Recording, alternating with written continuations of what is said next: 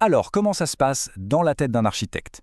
Comment est-ce qu'on passe d'une simple idée, de quelque chose de complètement abstrait, à un bâtiment bien réel avec ses murs, sa lumière, son ambiance? C'est exactement ce qu'on va explorer ensemble. On va plonger au cœur de ce processus créatif fascinant. Pour commencer, cette citation de Christian Norbert Schulz est vraiment parlante. Elle nous dit quelque chose de fondamental. L'architecture, ce n'est pas de la magie. On ne crée pas à partir de rien. C'est bien plus subtil. C'est un travail d'interprétation, presque de révélation. On va chercher ce qui est déjà là, caché, dans un lieu, dans une culture. C'est un acte de traduction, en fait. Et cette idée va nous guider. Voilà, on y est. La grande idée, c'est ça.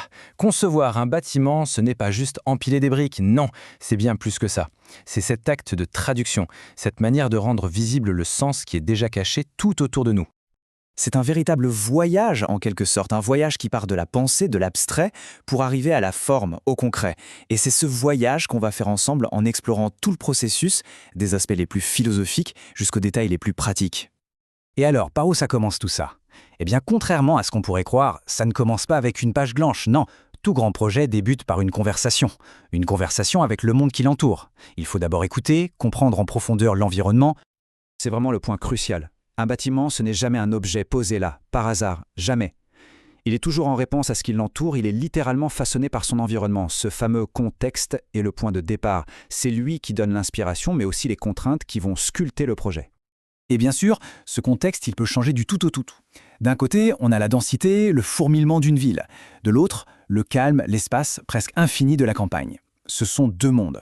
Et pour chaque projet, l'architecte doit se mettre en mode écoute, pour capter l'histoire unique du lieu, ses particularités. Mais alors, ce fameux contexte, c'est quoi au juste? On pourrait penser que c'est juste le lieu physique, mais pas du tout. C'est bien plus complexe. C'est un vrai réseau, une toile de relations interconnectées.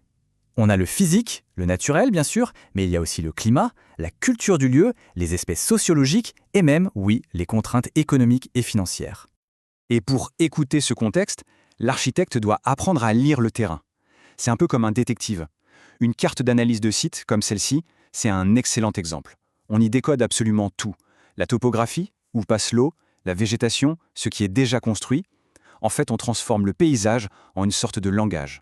Un langage qui nous révèle toutes les opportunités pour le projet. Ok, donc on a écouté, on a lu le contexte. Et maintenant, il faut répondre. Et pour répondre, l'architecte a son propre langage. Un langage qui lui est spécifique, celui de la forme. C'est avec ces mots-là qu'il va pouvoir façonner notre expérience de l'espace. Et ce langage, il a son alphabet. Son vocabulaire de base, c'est la géométrie la plus simple. Le carré, le cercle, le triangle, ce sont des formes qu'on reconnaît tous, des repères universels. Elles permettent de commencer à mettre de l'ordre dans l'espace, à guider le regard, la perception. Mais bien sûr, on ne s'arrête pas là. À partir de cet alphabet de base, on construit des phrases de plus en plus complexes. On passe à des systèmes comme le carré dynamique ou la fameuse spirale de Fibonacci. Et c'est là qu'on commence à créer de l'harmonie, à jouer avec les proportions, à construire une vraie cohérence esthétique. Mais attention, il y a un point vraiment essentiel ici. La forme, ce n'est pas juste de la géométrie sur un papier. Pas du tout. C'est la façon dont tout s'assemble. Les volumes, bien sûr, mais aussi la lumière, le choix des matériaux, le rythme. C'est la combinaison de tout ça qui va créer une atmosphère, une émotion, bref, une sensation. Bon, on a le contexte, on a le langage de la forme, mais comment est-ce qu'on assemble tout ça pour passer de l'idée au projet concret? Eh bien, pour ça, l'architecte a une sorte de boîte à outils mentale. C'est un parcours à la fois structuré et très fluide qu'on peut décortiquer en 7 grandes notions. Alors voilà, c'est cette notion.